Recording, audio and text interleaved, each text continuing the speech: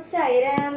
என் அன்பு செல்லமே, என்னுடைய அழகான தங்கமே, வாழ்க்கையில் சில பேருக்கு சில விஷயங்கள் நினைக்கும் பொழுது பயமாகவே இருக்கும்.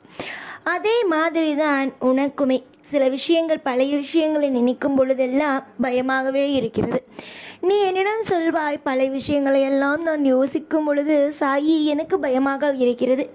இப்பொழுது நான் நன்றாக இருந்தாலும் ஓரளவுக்கு என்னுடைய வாழ்க்கையை சமாளிக்க முடியும் என்று நம்பினாலும் பழைய விஷயங்களை எல்லாம் நினைக்கும் பொழுது பயமாக இருக்கிறது சாயி. அந்த பழைய விஷயங்கள் எல்லாம் என்னுடைய வாழ்க்கையில் திரும்ப வந்துவிடுமோ, திரும்ப திரும்ப என்னுடைய வாழ்க்கையில் வந்து அந்த விஷயங்கள் எல்லாம் என்னை காயப்படுத்தி விடுமோ என்று பயமாக உள்ளது சாயி என்று நேரிடம் சொல்கிறார். அம்மா, வாழ்க்கையில் மறக்க வேண்டும் என்று ஒரு விஷயம் இருக்கிறது அல்லவா? அதை தான் அம்மா நீ நினைத்து கொண்டு இருக்கிறார். ஒரு விஷயம் நடந்துவிட்டது, அது ஏற்கனவே நடந்துவிட்டது, அது பழைய விஷயமாக ஆகிவிட்டது என்றால் அதை முற்றிலுமாக மறந்து விடுவதுதான் நல்லது. அதை விட்டுவிட்டு அப்பொழுது நடந்த விஷயம், அதற்கு பிறகு நடந்த விஷயங்களை எல்லாம் நினைத்து பயப்படக்கூடாது.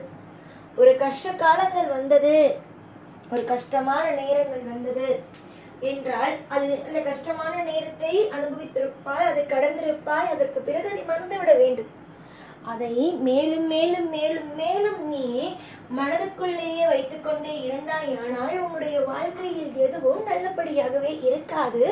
உன்னுடைய வாழ்க்கையில் எதையுமே அற்புதமாக செய்ய முடியாது. புரிந்ததா?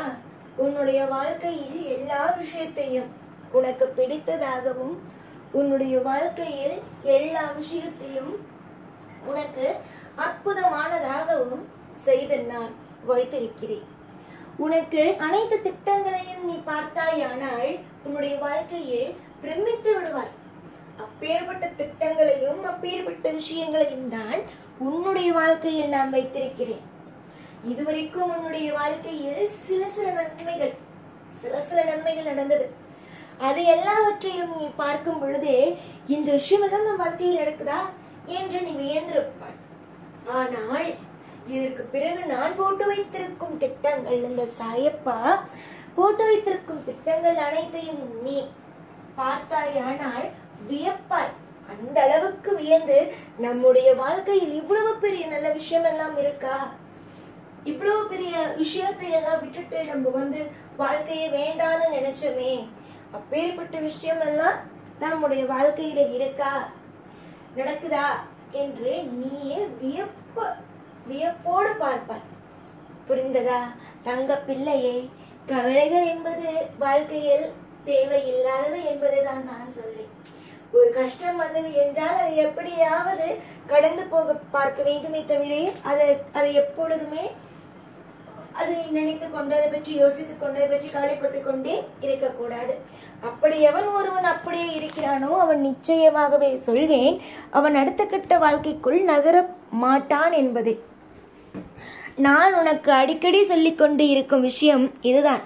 அம்மா, எல்லாவற்றையும் பொறுமையாக யோசி.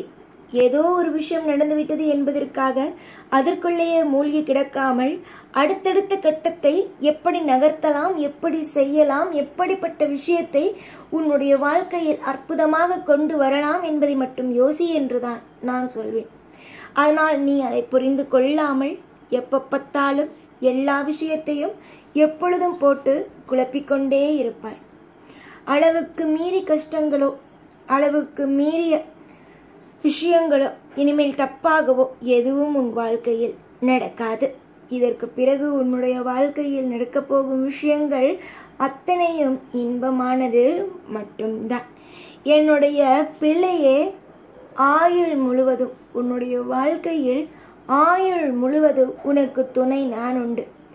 எல்லா காலகட்டத்திலேயும் எல்லா நேரத்திலேயும் இன்பம் என்ற ஒன்று உன் வாழ்வில் உண்டு. தொடர்ந்து ஒவ்வொரு காரியத்தையும் செய்ய ஆரம்பியுங்கள். எல்லா காரியமும் நிச்சயமாக வெற்றியை பெறும்.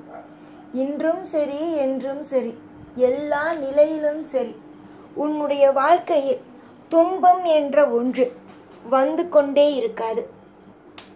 புரிந்ததா?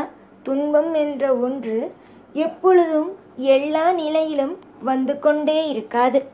எல்லா நிமிஷமும் மாறும். எல்லா நிமிஷமும் உன்னுடைய வாழ்க்கையில் நான் தந்து கொண்டே இருப்பேன்.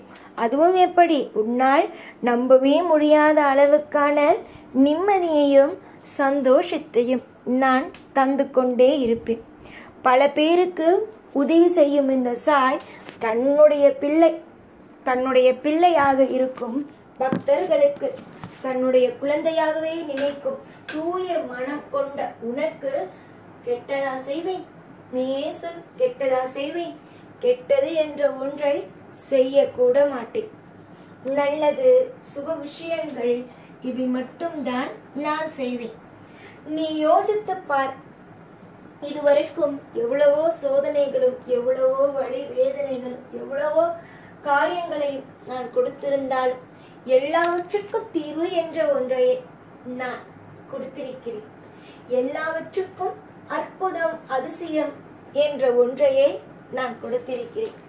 காலம் முழுக்க உன்னுடைய வாழ்வில் இன்பம் என்ற ஒன்றை நான் நிச்சயமாகவும் கொடுப்பேன்.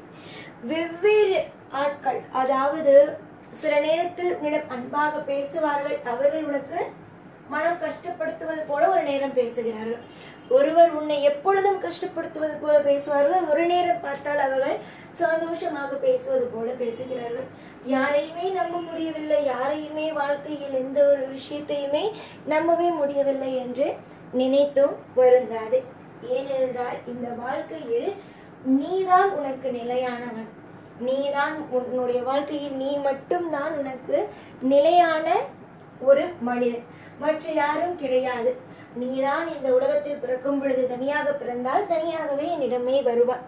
அதனால் யாரையும் இவர்கள் இப்படி இருக்கிறார்கள், அவர்கள் அப்படி இருக்கிறார்கள், அந்த விஷயம் செய்கிறார்கள், இந்த விஷயம் செய்கிறார்கள் என்று எந்த ஒரு குழப்பமும், எந்த ஒரு கவலையும், எந்த ஒரு மன பாரமும் உன்னுடைய வாழ்க்கையில் ஒவ்வொரு பொழுதிலும் உனக்காகவும் உன்னுடைய ஒவ்வொரு விஷயத்தையும் செய்து கொடுக்கும் ஒரு நல்ல அப்பாவாகவும் என்றுமே எப்பொழுதுமே நான் இருப்பேன்.